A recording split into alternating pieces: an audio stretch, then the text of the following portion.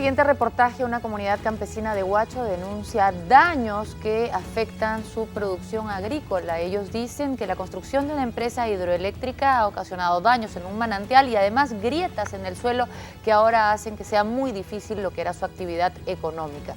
¿Se hizo bien el estudio de impacto ambiental en este caso? Vea el reportaje de Cecilia Zuleta. Este viene de arriba. Rajado, todo, ese está rajado, mamachita. Esto se ve bastante peligroso también. Sí, pues mamá, no puedo, pues se mete mi pie abajo, se mete mi pie. Mamachita, mentira, no digo, pues ve madre, ve. Ahora, ¿de qué voy a beber yo? Eso, ¿De qué voy a hacer yo? Cuidado, hijo, cuidado, papachita. De acá comí, de acá me vestía. Ahora mírale, mamita, cómo está mi chacra. Mira todo este hueco.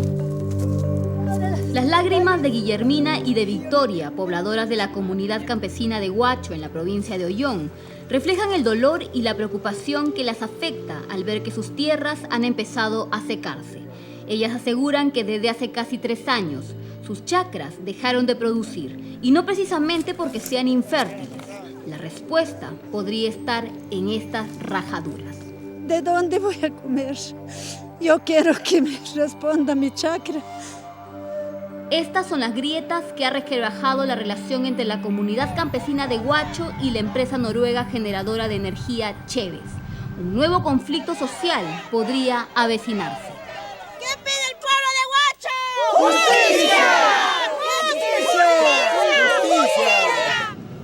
Cuarto Poder viajó hasta la provincia de Ollón, ubicado a 140 kilómetros al norte de Lima, una zona netamente agrícola con altas potencialidades para la inversión. Estando ya cerca, encontramos la que sería la manzana de la discordia, la construcción de la central hidroeléctrica ubicada en las provincias de Huaura y Ollón, que utilizará las aguas de los ríos Huaura y Checras para generar 168 megavatios de electricidad. El contrato de concesión fue firmado en el 2010 por el entonces presidente Alan García Pérez, pero empezó a construirse al año siguiente. Y según iba avanzando la construcción del túnel, entonces las chacras de cultivo que tenemos de acá más o menos a 100 metros, ya fue agrietándose. ¿Las chacras son las que están allá en lo alto? Sí, de la esquina, ahí a parte alta. Para derivar las aguas del río Checras y generar energía para la hidroeléctrica, se ha construido un túnel de 2 kilómetros 500 metros que atraviesa el cerro localizado en la zona de Gallagnilloc y otro túnel donde se descargarán las aguas turbinadas. Todo contemplado en el instrumento de gestión ambiental aprobado por las autoridades. Y que se construye en la zona donde Victoria, Guillermina y los demás integrantes de la comunidad campesina de Huacho, conformada por unas 100 familias, cultivaban melocotón, maíz y paltas. Esto hasta que sus tierras empezaron a agrietarse y secarse.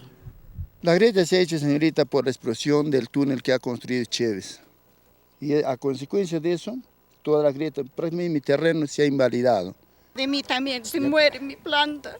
Mira, mi planta, mira cómo se está todo rajado, todo seco. Así no tiene piedad ese Cheves.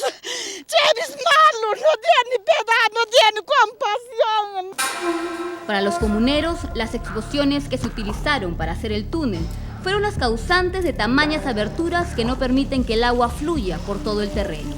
Va llenando las pozas de planta en planta en planta. Por decir, llenen esa planta, llega acá y de acá ya no puede pasar a la otra planta porque por estas grietas, como ven acá, por acá se absorbe todo el agua. Entonces nos dificulta el riego. Entonces, ese es el problema que tenemos con nuestras chacras y que no podemos regar. Es decir, antes habían acá una especie de canaleta para que circule el agua, pero por las grietas el agua se cae, ya no pasa. Por ahí ya no pasa exactamente el agua ya. Cerca de 100 familias que tenían aquí sus parcelas están siendo testigos de cómo sus tierras han dejado de producir. En busca de una solución decidieron dialogar con la empresa Cheves, pero se encontraron que para los empresarios las fisuras del terreno no son de su responsabilidad. Ante este escenario, ambas partes buscaron un ente especializado y se convocó al Instituto Geológico Minero y Metalúrgico INGEMED para que estudie lo que estaba ocurriendo. ¿Se utilizó explosivos para realizar este túnel? Utilizamos detonaciones y en el marco de lo que estaba establecido en los procedimientos de construcción. Sí. ¿Les resultaría descabellado pensar que esas grietas se los produjo las explosiones? Porque justo se presentan estas grietas cuando se realizaron las explosiones, no antes. Creo que la persona indicada para determinar esto tendría que ser un especialista, ¿no? Tenemos un especialista que ha emitido un informe en donde ya habla de las condiciones de toda la zona. Para nosotros lo importante es lo que dice hasta este momento el IGEMET. ¿Cuáles son las causas que son las que generan esas grietas? ¿Y qué dice el informe del IGEMET?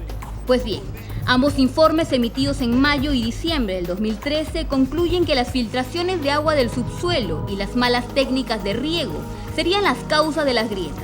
También mencionan que la zona es susceptible a deslizamientos.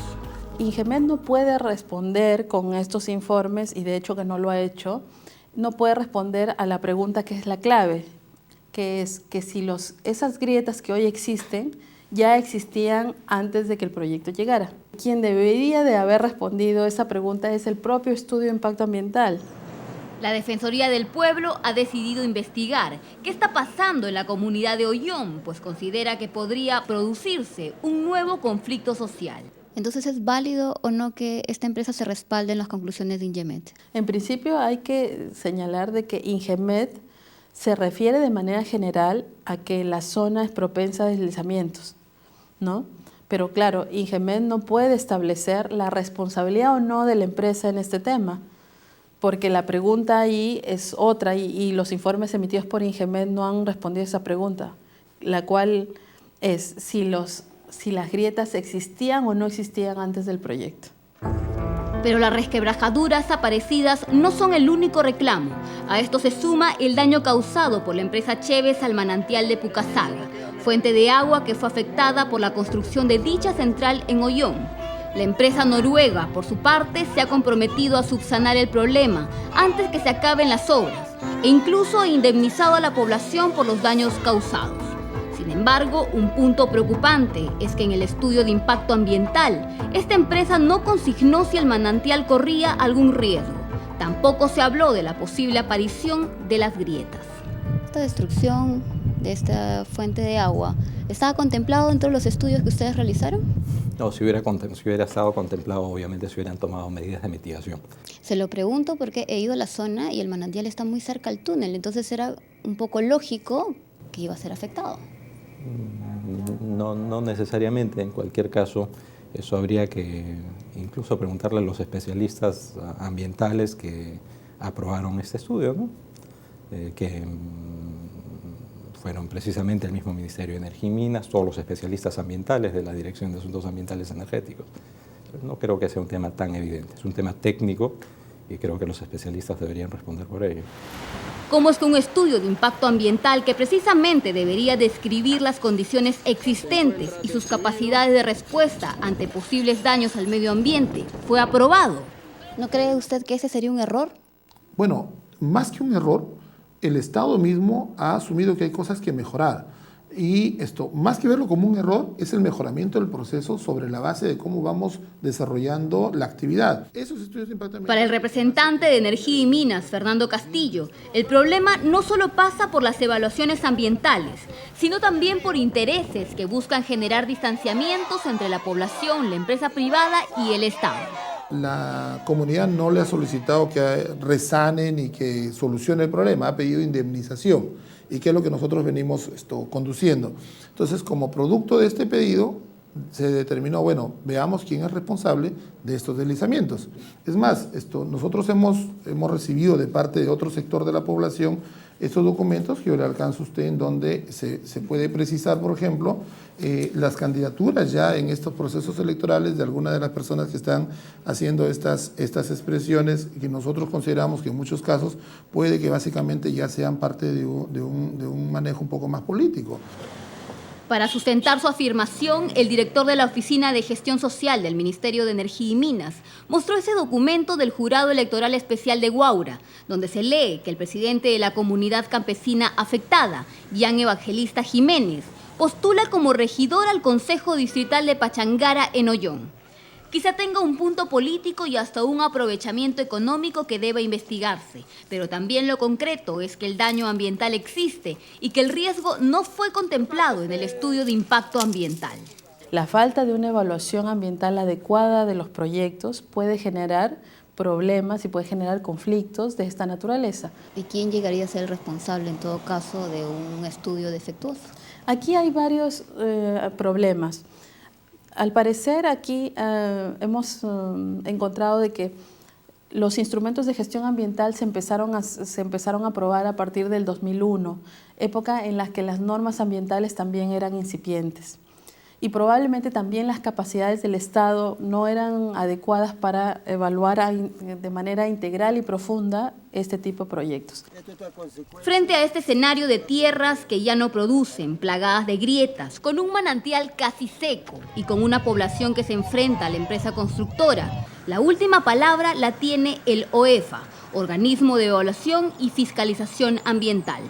Ese manantial estaba tan cerca al túnel, claro. Era obvio ponerlo como que iba a estar en riesgo. Entonces, ¿qué denota ahí? Que no se consideró, ¿no? ¿Hubo una deficiencia tal vez en la ejecución del estudio de impacto ambiental? No se consideró, es lo que nosotros sabemos. Lo ideal hubiera sido que se considere, ¿no? Si estaba tan cerca del área de operaciones, ese cuerpo hídrico, lo ideal es que se hubiese considerado, ¿no? En todo caso, ¿usted considera que aquí hay un estudio de impacto ambiental deficiente al no haber contemplado en qué situación encontraba en el terreno? Eso es lo que vamos a definir al cierre de la supervisión. Pero si por ahora el caso de Ollón habría aparentemente una negligencia a la hora de hacer los estudios de impacto ambiental que ni los entes encargados pudieron detectar, ¿qué pasará en adelante, teniendo en cuenta que el Ejecutivo ha propuesto que las evaluaciones ambientales sean aprobadas en un plazo no mayor de 45 días, con la intención de no entorpecer los proyectos de las empresas mineras? Casos como los que ustedes han encontrado, creo que el ejemplo de Ollón es un excelente ejemplo, me da la impresión que se van a agudizar y se van a multiplicar. Y sobre todo se va a ahondar esta suerte de brecha, de diferencia entre el Estado, sus autoridades, sus ministerios, sus organismos adscritos y la población que lo que quiere es que sus derechos también sean protegidos. En otras palabras, los límites máximos permisibles por emisiones como plomo, cadmio, monóxido y dióxido de carbono, entre otros, y los estándares de calidad ambiental ya no serán fijados por el Ministerio del Ambiente, sino por el Consejo de Ministros. Además, el OEFA, que es el ente encargado de la fiscalización ambiental, ya no recibirá financiamiento del Ministerio del Ambiente, sino del Ministerio de Economía. ¿Qué significa todo esto para especialistas como José de Echave, ex viceministro del Ambiente? Se está pretendiendo decir que la única manera que el país tiene de incentivar las inversiones es trayéndose abajo toda la institucionalidad ambiental que tanto nos había costado construir. ¿Este paquete va a permitir que las empresas presenten un estudio de impacto ambiental deficiente? Ya habían problemas en la calidad de los estudios de impacto ambiental, ¿no? Había una percepción que el Estado no controlaba, no regulaba, no fiscalizaba y las empresas podían decir, ¿sabes qué? El problema no lo he ocasionado yo, son fallas geológicas, el problema ya existía antes de que yo